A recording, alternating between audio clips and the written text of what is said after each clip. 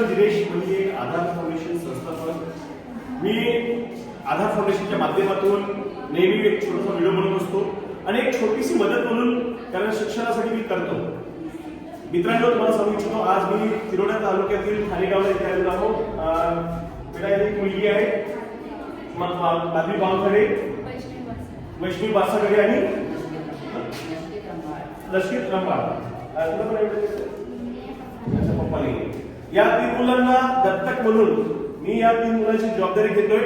या मुलांना कुठेही शिक्षणासाठी कुठलाही खर्च लागला तर पूर्ण खर्च आधार फाउंडेशनच्या माध्यमातून करण्यात येणार।